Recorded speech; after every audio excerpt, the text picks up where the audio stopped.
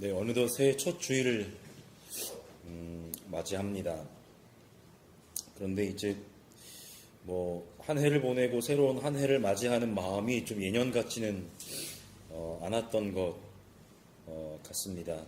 또 매년 초마다 나누는 이야기이지만 정말 간절하게 올해는 지난 해보다 조금은 더 나은 한 해가 되기를 소망합니다. 개인적으로는 우리 보금자리 교회가 2003년, 4년 지난 두 해에 걸쳐서 공건복음서의 말씀 나눔을 통해 예수의 길을 함께 듣고 나누었는데, 먼저는 저부터라도 얼만큼이나 그분의 길을 이해하게 되었는지는 잘 모르겠습니다. 그러니까 머리로 아는지의 여부를 떠나서 저의 마음과 삶이 얼마나 그분의 길을 이해하고 또 따르려고 했었는지는 잘 모르겠습니다. 이제 한 달 조금 넘게 어제 이제 말씀 나눔을 준비하면서 보다 보니까 한 달 조금 넘게 2월 한 첫째 주, 둘째 주까지는 이 공간복음서를 함께 살펴보게 될 것 같은데, 우리가 조금이라도 더 그분의 길을 알고 또 이해하고 따르는 공동체가 되는 올 한 해가 되었으면 좋겠다라는 생각을 한번 해보게 됩니다. 오늘 14장 1절부터 11절까지를 함께 읽으셨는데요. 크게 세 부분으로 나뉩니다. 참 좀 의미가 있는 아마 내용 배분을 했던 것 같은데, 마가가 먼저 유대 지도자들의 그 아주 어두운 음모를 간결하게 1절과 2절에서 묘사하고 있고요.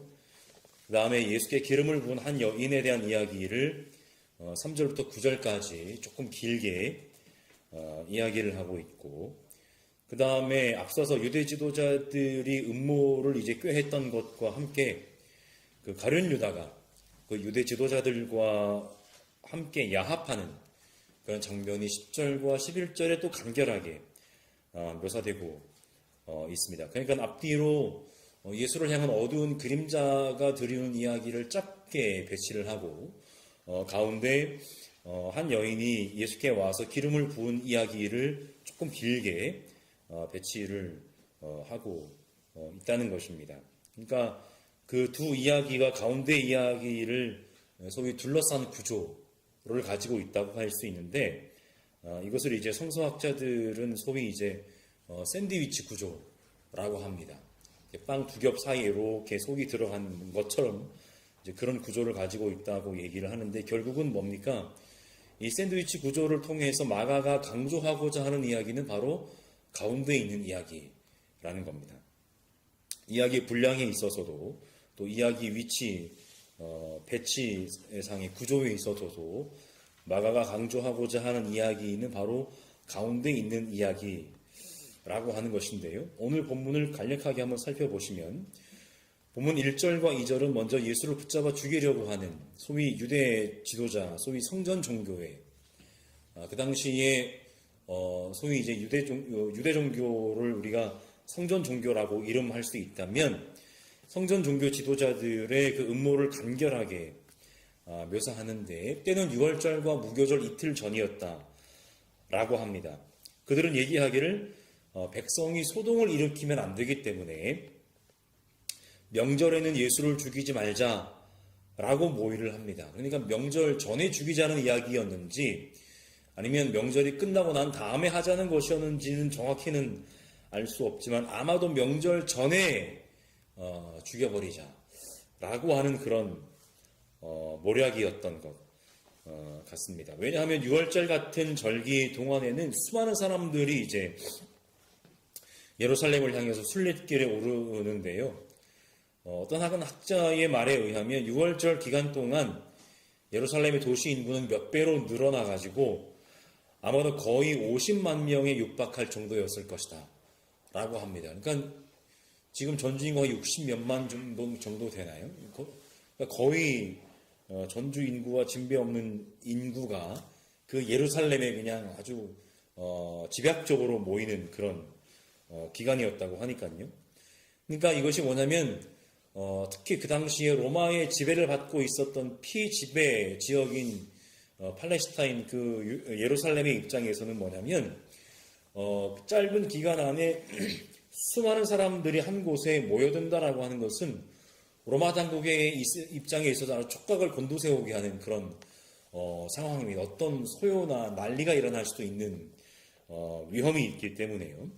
그래서 유대 제도자들이 그 소동이 일어날 것을 염려하는 것은 당연한 일이었습니다. 만약에 소요가 일어나게 되었고 로마에 의해서 강압적으로 이제 진압이 되게 되면 그 이후에는 지금까지 자신들이 가지고 있었던 소위 유대 종교, 성전 종교에 있어서 지도적 위치에 있었던 그들의 위치까지 위태로워질 것이기 때문입니다. 그러니까 그 사람들이 염려했던 것은 소요가 일어나서 사람들의 어떤 안전 문제가 아니라 자신들의 자리가 보전받지 못할 것이 바로 그들의 염려의 걱정거리였다라고 하는 것이죠.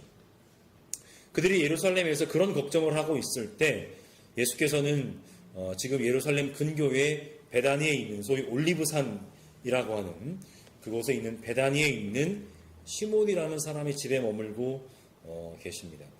보면 3절에 보시면 그 시몬이라고 하는 사람이 나병 환자였다라고 얘기하는데 이 나병 환자라고 번역된 단어는 오늘 우리가 이해하는 소위 한센병이 아니라 피부병 환자를 뜻합니다.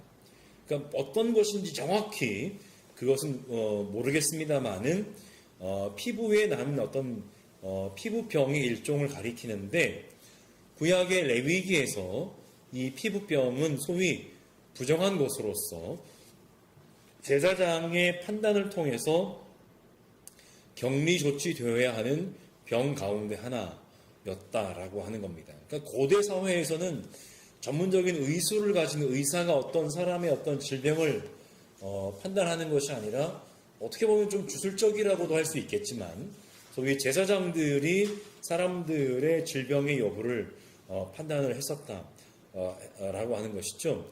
그래서 그 제사장이 다시금 그에게 이제 당신은 깨끗합니다 라고 선언할 때까지 그는 몇 번이고 공동체에서 격리 조치가 되어야 했다라고 하는 것이죠. 그것까지가 문제가 아니고 그 과정에서 그 피부병에 걸린 사람은 입은 옷을 찢고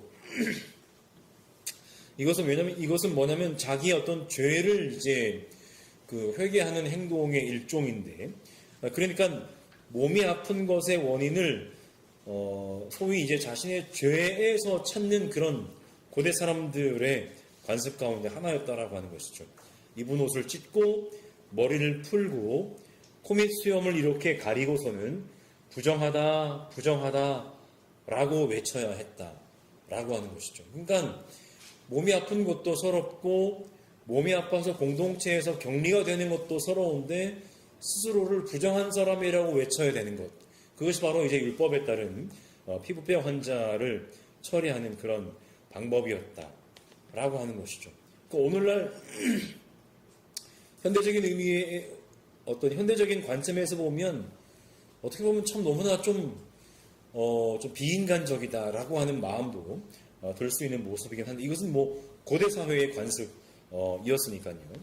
이것이 이제 마가복음서에서도 이 피부병으로 의미하는 단어가 2번 사용되는데 오늘 본문에 한 번 사용되고 마가복음서 1장 40절에도 한 번 사용되는데 예수께서는 고대 율법의 관습과는 달리 그 피부병 환자에게 손을 대시며 그를 고쳐주셨던 이야기가 마가복음서 1장 40절에 기록되어 있습니다. 그러니까 율법에 의하면 아무도 그에게 손을 대지 못하고 그를 부정하다고 얘기를 하고 그를 격리 조치시키고 그는 스스로도 나는 부정하다라고 얘기를 해야 썼던 반면에 예수께서는 모든 사람들이 부정하다고 여기는 그에게 손을 대시며 그를 고쳐주셨다라고 하는 것이죠. 그렇게 오늘 본문에 와서 아마도 예수께서는 율법에 따라서 그렇게 부정하다고 여겨졌었던 그런 피부병 환자 집에 일전에는 다른 피부병 환자에게 손을 대어서 고쳐주셨지만 이제는 아예 집에 들어와서 머물고 계십니다. 왜냐하면 율법에 의하면 부정한 사람의 어떤 자취가 닿는 모든 것은 다 부정하거든요. 그러면 그 시몬의 집도 그 집 안에 있는 가재도구도 모든 것이 다 부정한 것입니다. 그런데 그 부정한 집 한가운데 예수께서는 들어가셨다라고 하는 것이죠. 그리고 성전 종교 지도자들에게는 당연히 그것도 시빗거리가 되었을 것인데 더 나아가 예수께서는 그들과 함께 음식을 잡수시기까지 했습니다. 이 이야기는 앞선 1절과 2절에서 예수를 어떻게 붙잡아 죽일지를 모의하고 있었던 그 대제사장들과 율법학자들의 모습을 떠올리게 함으로써 그들의 분노가 더 치솟았을 것을 예상을 하게 됩니다. 그들의 분노에 불결에 기름을 끼얹는 모습을 지금 예수께서 직접 하고 계시는 것이죠. 물론 그들은 지금 예루살렘에 있고 예수는 지금 베다니에 있지만 마가는 지금 이런 문학적 이야기의 진행을 통해서 아마도 이 이야기를 듣게 될 대제사장들과 율법학자들, 즉 성전 종교의 지도자들은 예수를 죽일 명확한 근거를 찾았다라고 쾌재를 불렀을 수도 있었을 것이다 라고 상상을 하게 합니다. 그렇게 마가복음 2장에서도 왜냐하면 바리새파와 율법학자들은 바로 예수께서 세리들과 죄인들과 어울려서 음식을 잡수시는 것을 못마땅하게 여겼고 그것을 시비했던 것을 우리는 잘 알고 있습니다. 그러니까 지금 현재 마가복음서의 청중들에게 지금 복음서가 앞에서 낭독되고 있을 때 이 마가복음서를 듣고 있는 예배 공동체의 청중들은 지금 예루살렘에서 예수를 죽이려고 칼을 갈고 있는 성전 종교자들의 모습과 지금 베다니에서 피부병 환자 시몬의 집에 들어가셔서 그들과 함께 음식을 잡수시는 예수의 모습이 너무나 가깝게 이야기로 이어지는 것을 들으면서 아마 더 이제 고조되는 위기감을 느꼈을 수도 있었을 것입니다. 물론 그들은 이 이야기의 결말을 잘 알고 있었을 것입니다만은 그렇게 예수께서 시몬의 집에서 음식을 잡수고 계실 때에 한 여자가 등장을 하게 됩니다. 그녀는 매우 값진 순수한 나드 향유 한 옥합을 가지고 와서 그 옥합을 깨뜨리고 향유를 예수의 머리에 붓습니다. 대략적인 이야기의 진행 우리가 잘 알고 있으니까요. 근데 마가는 이 여인이 누구인지에 대해서 함구하고 있다는 것이죠. 마태 역시 같은 이야기를 기록하면서 이 여인의 정체에 대해서 밝히고 있지 않은데 그런데 요한은 이 여인이 예수께서 살려주신 나사로의 누이 마리아라고 이야기를 합니다. 그러니까 복음서들마다 약간씩의 어떤 이야기의 차이가 있다라고 하는 것을 우리가 또 한번 알게 되는 것이고 물론 그 조그마한 차이들이 이 이야기의 의미를 우리가 읽어내는데 뭐 아무런 장애물은 되진 않습니다만 또 마가와 마태는 그 여인이 향유를 부은 행동에 화를 낸 사람들의 정체를 밝히지 않습니다. 마가는 그냥 몇몇 사람이 화를 냈다라고 얘기하고 마태는 제자들이라고 얘기를 합니다. 그런데 요한은 그 화를 낸 사람들 가운데 그 사람이 예수의 제자 가운데 하나이고 장차 예수를 넘겨줄 가룟 유다라고 이야기합니다. 이 이야기에 이어서 유다의 배반 이야기가 등장하는 흐름으로 볼 때 아마도 가룟 유다라고 그 사람을 이해하는 것이 꽤 자연스러워 보이기는 합니다. 그런데 본문에 의하면 이 여인이 예수의 머리에 부은 향유는 무려 300데나리온 이상의 가치가 있었는데 왜냐하면 300데나리온에 팔 수 있을 것이다 라고 얘기를 했을 것이고 아마 좀 이제 밝았던 그 가룟 유다가 300데나리온이라고 얘기했을 때에는 당연히 그만큼 이상의 가치가 있었을 것인데 이것은 당시 노동자 한 사람의 거의 1년치 흠삭세에 해당하는 그런 금액이었다라고 하는 것이죠. 그렇게 비판하는 근거는 뭐냐면 그 향유를 팔아서 가난한 사람들에게 줄 수도 있을 것이었다라는 겁니다. 그런데 아까 말씀드렸던 것처럼 마태나 마가와는 달리 요한은 그 여인이 마리아였고 그것을 비판한 사람이 가룟 유다였다라고 얘기를 하면서 그 가룟 유다가 비판한 그 말이 가난한 사람을 도울 수 있었을 텐데 라고 하는 말이 진심이 아니었다는 것을 요한은 이렇게 얘기하고 있습니다. 그가 이렇게 말하는 것은 가난한 사람을 생각해서가 아니다. 그는 도둑이어서 돈자루를 맡아 가지고 있으면서 거기에 든 것을 훔쳐내곤 하였기 때문이다 라고 얘기를 합니다. 물론 이 요한의 평가가 어떠한 의미를 갖고 있는지 정확하게 이해를 하기 위해서는 또 많은 이야기들이 필요할 텐데요. 이제 넘어가서 하지만 그 여인이 한 행동이 정말로 가치 있는 행동이었다라고 하는 것, 그것은 이어지는 예수의 말씀을 통해서 다른 측면에서 확인이 됩니다. 그것이 그 여인이 비싼 것을 예수의 머리에 부었다라고 하는 그 물건의 가치가 아니라 그 돈을 가지고 가난한 사람들을 어떤 도울 수 있는 그런 어떤 기회에서가 아니라 그것은 부차적인 문제고요. 가난한 사람들은 늘 그들과 함께 있으니까 언제든 도울 수 있다라고 말씀을 하시면서 하지만 지금 그들 가운데 계시는 그 예수, 예루살렘을 목전에 두고 있는 베다니에 있는 시몬의 집에 계시는 그 예수는 언제까지 그들과 함께 계실 수가 없는데, 왜냐하면 그는 지금 죽음을 눈앞에 두고 계시기 때문이라는 겁니다. 그래서 예수께서는 이렇게 말씀하십니다. 이 여자는 자기가 할 수 있는 일을 하였다. 곧 내 몸에 향유를 부어서 내 장례를 위하여 할 일을 미리 한 셈이다.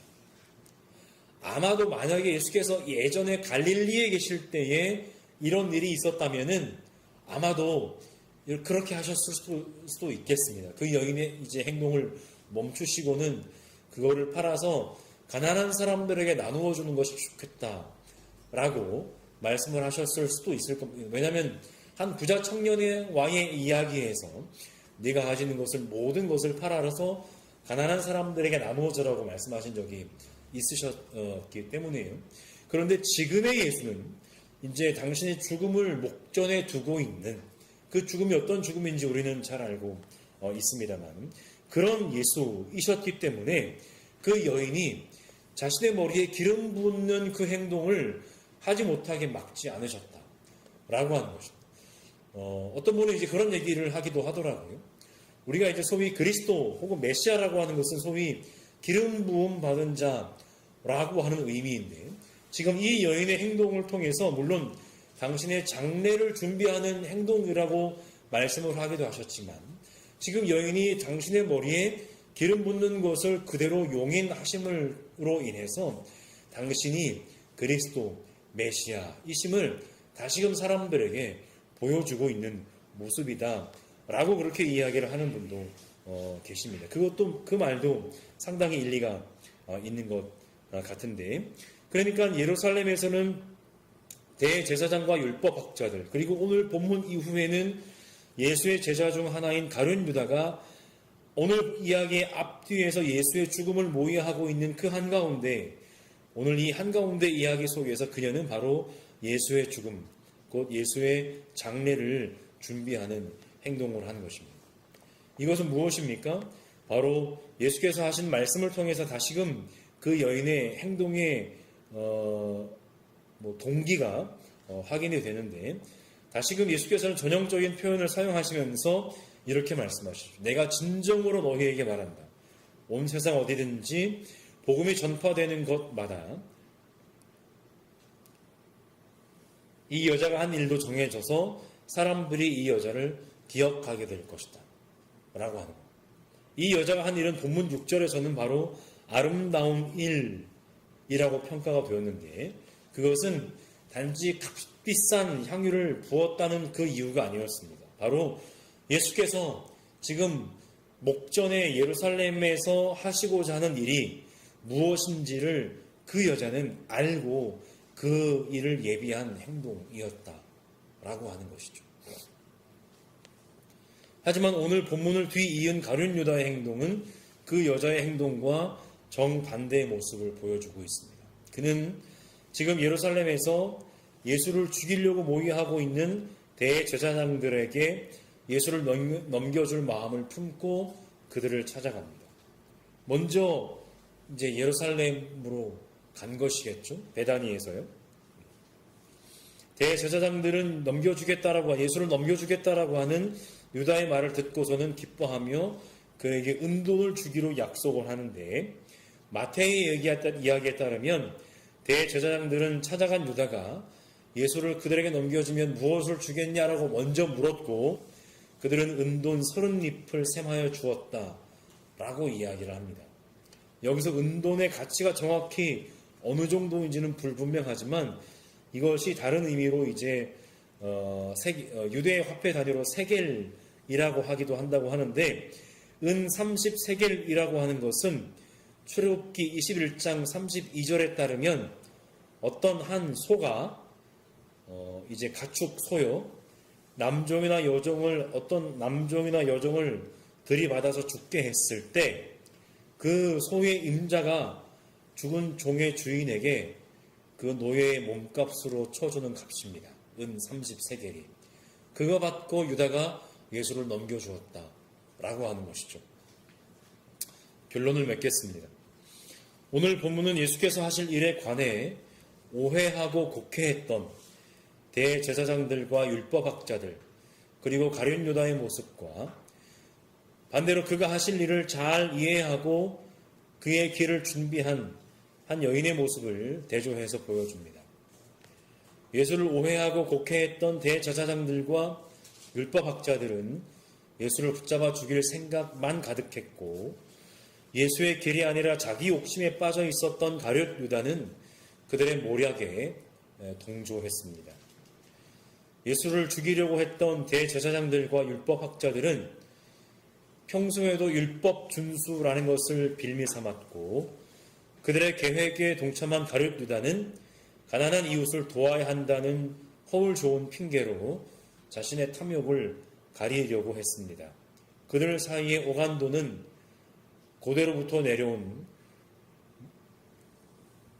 물론 종의 목숨의 가치가 그만큼 가치가 없다는 뜻은 아니고요. 종의 몸값에 불과한 은 30세겔이었습니다.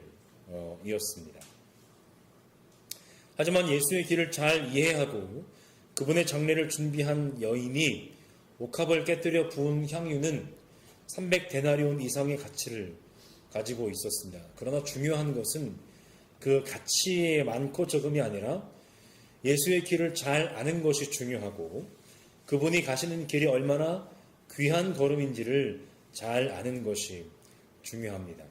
오늘날 우리들도 혹시나 때로는 대제사장들처럼, 율법학자들처럼, 가룟 유다들처럼 소위 율법 준수라고 하는 있어 보이는 말씀에 대한 자세를 가지고 있는 것처럼 보일 때도 있고, 때로는 이웃들을 향한 긍휼한 마음이 가득 찬 그런 뭔가 있어 보이는 마음이 그득할 때도 있는데, 가끔 그런 우리들의 모습을 생각해 보면 정말로 예수께서 가셨던 그 길을 따라가는 모습과는 전혀 상관없는 우리들만의 탐욕의 다름이 아니었음을, 그런 모습들을 볼 때가 참 많다라고 하는 것이죠. 오늘 우리들에게 중요한 것은 예수의 길을 잘 아는 것이 중요하고, 그분이 가시는 길이 어떤 길인지를 잘 아는 것이 중요하다라는 것입니다. 바라기는 우리가 많은 것을 알고 많이 말하는 것보다 올 한 해 예수의 걸음과 예수의 길을 잘 알고 그 길을 잘 따르는 공동체가 되는 한 해가 되어가기를 간절히 소망합니다.